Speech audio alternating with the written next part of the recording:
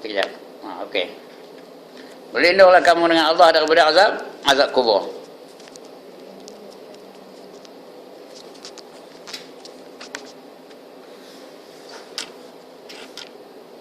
Kami berlindung dengan Allah daripada azab kubur.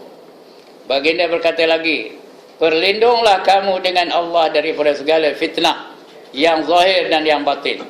Di kubur ni ada fitnah ya, fitnah zahir, fitnah batin. Kami berlindung dengan Allah daripada segala fitnah yang zahir dan yang batin. Kemudian baginda berkata lagi, berlindunglah kamu dengan Allah daripada fitnah Dajjal. Dajjal ni bukan dalam kubur ya, ia sebelum hari kiamat, itu Dajjal. Jadi orang lain berkata, kami berlindung dengan Allah daripada Ibnu Abbas. Ini cerita ni daripada Ibnu Abbas. Kami berlindung dengan Allah daripada Dajjal. Cerita ini daripada Ibnu Abbas. Beliau menceritakan, marran nabiyyu ala qabraini faqala innahuma la yu'azzabani wa ma nu'azzabani fi kabirin amma ahaduhuma fakana yas'a bin namimati wa amma ahaduhuma fakana la yastatiru. Ada satu ke tu? Yastatiru min bauli. Rasulullah sallallahu alaihi wasallam telah lalu di hadapan dua kubur baru. Ini kubur yang baru ni. Baginda berkata, dua orang dalam kubur ini sedang diseksa. Di situ ada dua kubur. Kata Nabi, dua orang ni sedang diseksa dalam kuburnya tu. Sedang diseksa oleh kerana kesalahan biasa yang dianggap ringan. Salah seorang daripadanya tukang fitnah, dan satu lagi tidak beristinja kencingnya. Dia kencing tak tuih, bawa juga semayang, bawa juga ke sana kemari, kencing tak tuih. Sebab itu dalam Islam ni ada kaedahnya nak membetulkan ataupun nak mensucikan diri lepas istinja tu. Dia kena istibrak namanya. Tahu apa itu istibrak? Berdaham-daham. Ya, berdaham-daham supaya keluar semua air kencing tu. Itu namanya istibrak. Kena tuihkan kencing tu. Kalau tidak, bawa semayang, kita bawa najis dalam semayang. Bila bawa najis dalam semayang, akan disiksa dalam kubur. Ya? Itu dia. Daripada Abdullah bin Umar radhiyallahu anhu, sabda Rasulullah sallallahu alaihi wasallam, inna ahadakum idza mata uridu alaihi maq'adahu bil ghadati wal 'ashi in kana min ahlil jannati fa min ahlil jannati wa in kana min ahlin nari fa min ahlin nari fa yuqalu hadha maq'aduka hatta yab'asaka Allahu yaumal qiyamah. Sesungguhnya seorang daripada kamu mati, akan dinampakkan kepadanya waktu. Dinampakkan kepadanya waktu pagi dan petang.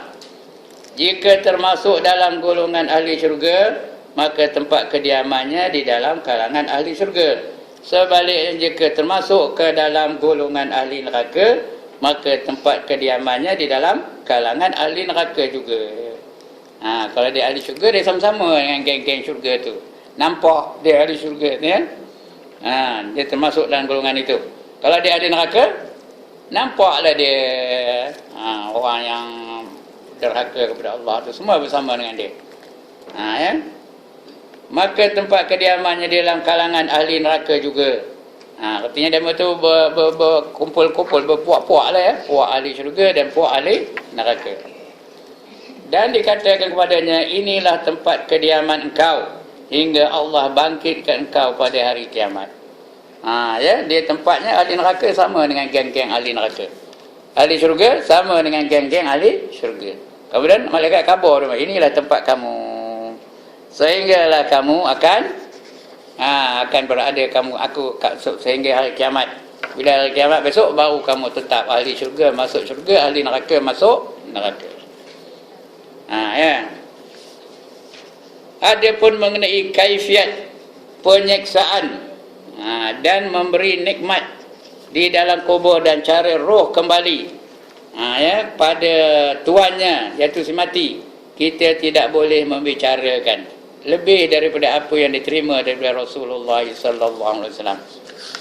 Banyak orang tanya macam mana dalam kubur tu ustaz, katanya. Roh tu balik macam mana? Tak mana? Dia kena pelupuh macam mana? Itu tak boleh kita bicarakan. Kenapa? Kita tak tahu dengan jelasnya. Nak tahu? Apa buat? Mati dulu baru tahu. Kalau tak kita tak boleh nak jelaskan, ya. Setakat apa yang diceritakan kepada kita oleh Rasulullah sallallahu alaihi wasallam, bolehlah diceritakan, ya. Penulis kitab Syarah Al-Aqidah At-Tahawiyah, nama kitabnya At-Tahawiyah, menyebut hadis-hadis yang diriwayatkan daripada Rasulullah sallallahu alaihi wasallam adalah mutawatir, mengatakan adanya azab kubur dan nikmatnya bagi orang yang berhak, dan adanya soalan dua orang malaikat, iaitu kita boleh cerita sebab ada hadisnya. Ya. Dan soalannya pun kita tak boleh cerita lebih daripada apa yang diriwayatkan oleh Rasulullah. Ada 6 soalan riwayat, 6 soalan sajalah. Ya, tak boleh kita nak tambah-tambah, tak boleh. Kita tidak boleh berbicara mengenai kaifiatnya, cara-caranya. Kaifiat tu artinya cara-caranya. Ya, tak boleh nak kita bicara. Kerana akal kita tidak mampu mengetahui kaifiatnya. Itu bukan di bawah kemampuan akal fikiran kita untuk membicaranya. Dan memang tidak serupa dengan apa yang berlaku di dunia ini. Sebab itu kata Nabi, di akhirat nanti orang bangkit dari kubur, berjalan daripada kubur ke padang mahsyar. Ada yang berjalan kaki, ada yang naik burak, ada yang naik kuda, ada yang naik kenderaan korban dia, ya. Dan ada pula yang merangkak, ada yang mengesut, ada yang berjalan atas perut. Macam mana berjalan atas perut? Kita tak tahu. Ya, wallahu alam. Bila Rasulullah sebut itulah. Berjalan atas perut. Ada yang kakinya ke bawah, kakinya ke atas, kepalanya ke bawah. Macam mana berjalan kepala?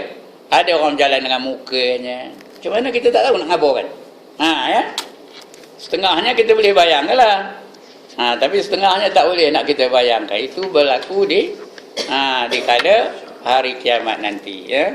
Itu dah tak boleh kita cerita tentang itu. Dan memang tidak serupa dengan apa yang berlaku di dunia ini.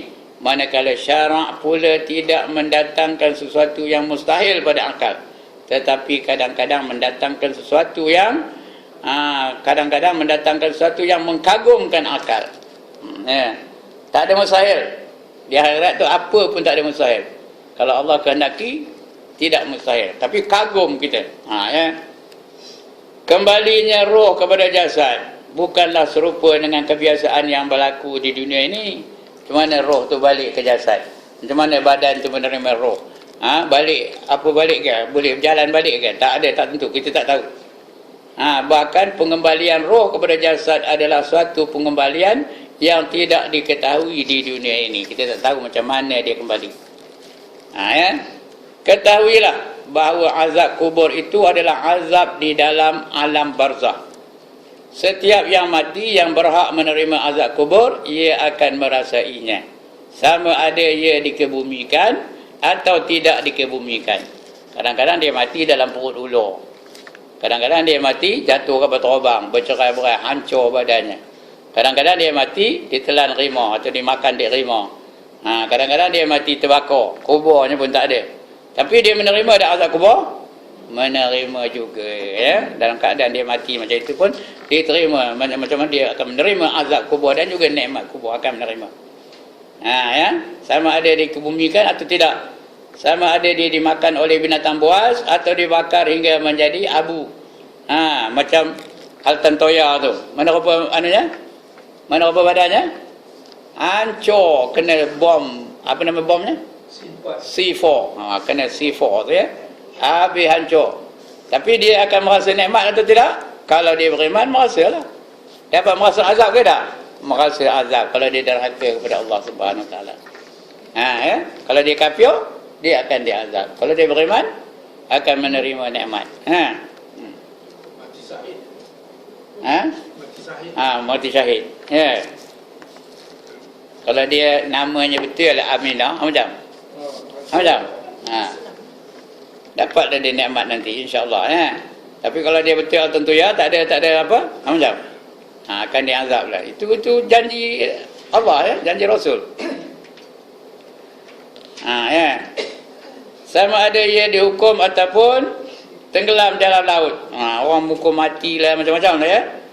Macam baru-baru ni Syekh apa ke yang di Bangladesh ya. Dihukum gantung tu.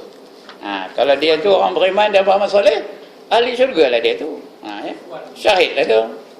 Pasal dia hanya menyertai jemaah memperjuangkan Islam, ikhwanul muslimin. Dan mati di tali gantung. Ada gambar pun dalam Facebook. Ada ke tak tengok? Tak tengok, ya Allah. Apa ada dalam Facebook perempuan ni? Tak ada Facebook. Alahai. Sian tengoknya ya. Ya. Ya. Tekniknya tak ada? Senang je. Dia syarat ada komputer aja, dia bolehlah Facebook. Ya. Ada pun hadis-hadis yang menerangkan bahawa malaikat menjadikan ia duduk dan tulang rusuknya bertindih. Wajib kita fahami daripada penjelasan Rasulullah sallallahu alaihi wasallam secara tidak melebih dan mengurang. Tidak mentakwil kalimah-kalimah yang tidak boleh ditakwil. Tidak mengurangkan maksud baginda, bertujuan menerang dan menjelaskan. Ya. Boleh cari dalam kitab yang tadi itu Aqidah At-Tahawiyah tadi ya. Berkata Ibn Qayyim, menurut pendapat ulama dahulu mengatakan orang yang telah mati berada di mana? Di dalam nikmat atau azab. Antara nikmat atau azab. Dua-dua tu. Salah satulah ya, bukan dua-dua. Itu berlaku kepada rohnya dan kepada jasadnya. Bukan roh aja ya, roh dan jasad. Dua-dua merasa. Manakala roh pula masih kekal merasai nikmat ataupun azab selepas daripada bercerai dengan jasadnya. Dan kadang-kadang roh itu berhubung dengan jasad, lalu ia merasai nikmat atau azab. Ya, nikmat atau azab pada hari kiamat. Bersama dengan jasadnya. Roh itu akan merasa azab atau nikmat bersama dengan jasadnya. Kalau nikmat dapat sama-sama merasa. Kalau azab dua-dua merasa juga ya. Kemudian apabila sampai hari kiamat, mereka kiamat kubra tahu katanya? Kiamat besar, kiamat ada dua, satu kiamat kubra, satu kiamat sughra. Kiamat sughra apa?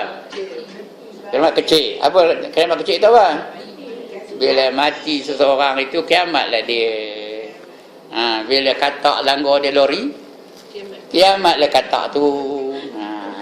Itu kiamat sughra namanya. Kalau pokok tu tumbang, kiamatlah bagi pokok tu. Ya, hari-hari berlaku kiamat sughra ni. Kiamat kubra akan datang. Ya, belum lagi. Jadi kemudian apabila sampai hari kiamat kubra, dikembalikan roh kepada jasad. Itu betul-betul dikembalikan. Lalu bangkitlah mereka daripada kubur menemui Tuhannya. Semua akan bangkit. Summa innakum ba'da zalika lamayyitun summa innakum yaumal qiyamati tub'atsun. Surah apa? Surah apa? Al-Mu'minun ya. Surah Al-Mu'minun. Kemudian summa innakum ba'da zalik. Kemudian kamu selepas itu semuanya akan menjadi mayat-mayat. Artinya tak ada seorang pun yang akan hidup selama-lamanya. Semuanya jadi mayat. Kemudian kamu pada hari kiamat nanti akan dibangkitkan. Bila bertiup sangkakala yang kedua, semua orang yang dah mati akan dibangkitkan oleh Allah Subhanahu wa taala. Ya, hari kiamat kubra tu dikembalikan roh kepada jasad. Lalu bangkitlah mereka daripada kubur menemui Tuhannya. Ya, dari permasalahan dan apa? Dan permasalahan kembali yang semula jasad manusia adalah disepakati antara umat Islam, umat Yahudi dan umat Nasrani. Semua percaya bahawa kita akan dibangkitkan semula dan akan roh dan jasad tu akan disatukan semula. Baik, habis cerita itu. Akan datang kita akan baca tanda-tanda berlakunya kiamat. Ya, sekarang ni dah ada tak tanda-tandanya? Ada, tanda-tanda kecil ada, tanda-tanda besar pun sudah ada, setengah daripadanya. Tanda kecil apa? Tanda kecil apa? Di antaranya lelaki menyerupai perempuan, perempuan menyerupai lelaki. Ya, itu tanda-tanda kecilnya. Lagi ibu melahirkan tuan. Ibu melahirkan tuan. Dah berlaku belum? Udah, ya. Ibu melahirkan bosnya, ya. Kemudian orang yang dulunya kaki ayam memiliki pencakar-pencakar langit. Dah berlaku belum? Itu orang Arab Badui dulu tu, kaki ayam di jalan. Sekarang ni mereka memiliki bangunan-bangunan yang tinggi, ya. Wallahu alam. Ada masalah? Silakan.